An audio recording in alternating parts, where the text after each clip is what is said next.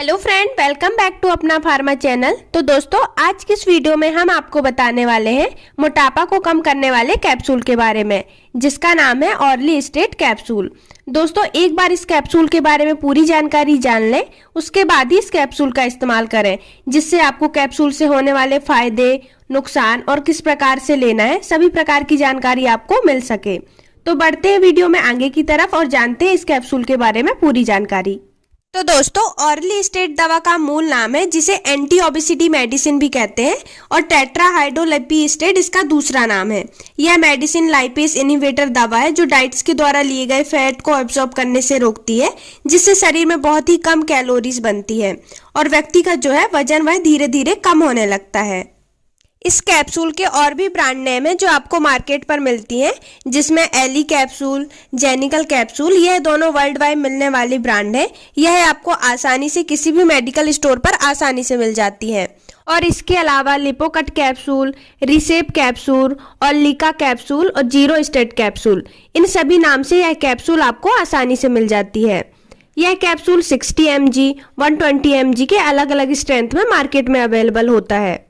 दोस्तों, hourly state capsule medicine के लिए कुछ क्लिनिकल ट्रायल किए गए, जिसमें व्यक्तियों को ऑर्ली स्टेट कैप्सूल के साथ डाइट और एक्सरसाइज की भी सलाह दी गई और पाया गया कि ऑर्ली स्टेट कैप्सूल को लेने वाले व्यक्तियों में अन्य व्यक्तियों की तुलना में 2 से 3 kg वजन कम हुआ है।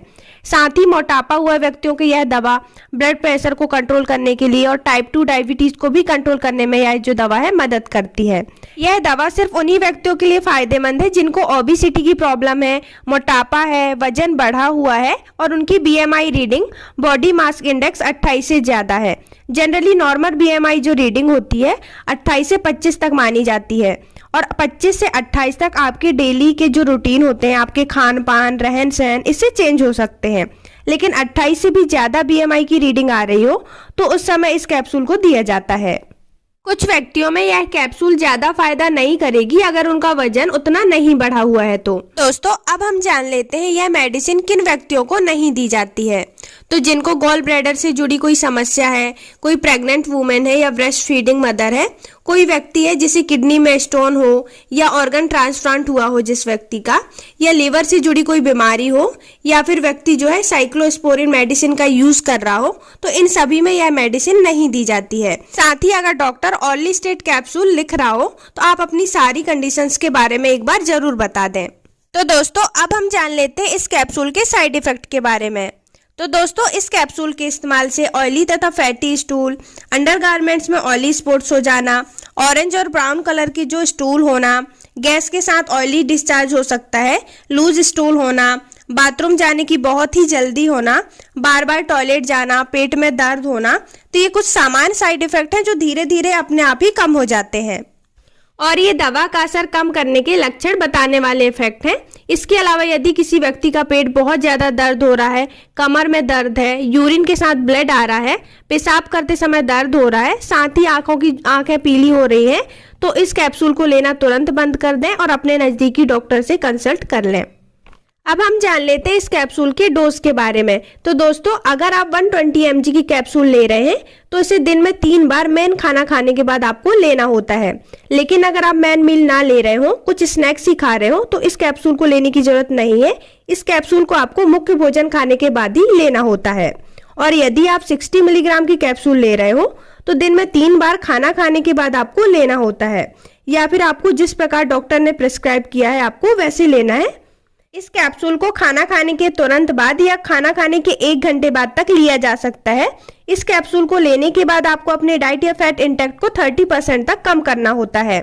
जैसे अगर आप डेली 1300 कैलोरीज लेते हैं तो टैबलेट शुरू करने के बाद आपको 360 कैलोरी ही लेना है, मतलब कि 360 कैलोरी से ज्यादा नहीं लेना है। अगर आप ऐसा करते हैं तो बहुत ही अच्छा असर मिलता है और इसके लिए आपको ज्यादा सोचने की जरूरत नहीं है। आपके जो डॉक्टर हैं कितनी कैलोरी लेना है, किस तरह से लेना है, पूरी अच्छी तरह से आपको बता देते हैं। दोस्तों, क्लिनिकल ट्रायल में बताया गया है कि मात्र इस कैप्सूल को लेने से व्यक्ति का जो वजन है वो कम नहीं होता है। इसके साथ में आपको कंट्रोल डाइट, रेगुलर एक्सरसाइज भी करना बहुत जरूरी है। और यदि कोई व्यक्ति है जो 120 mg का कैप्सूल को दिन में 3 बार से अधिक लेता है, मतलब कि ओवरडोज करता है, तब भी उसमें उतना ही फायदा देखा गया है जितना कि प्रॉपर डोज लेने से होता है। तो इस कारण इस कैप्सूल का आप ओवरडोज ना करें, जिससे कि आपको लगे कि जल्दी जल्दी वजन कम होने लगता है, तो ऐसा बिल्कुल नहीं होगा।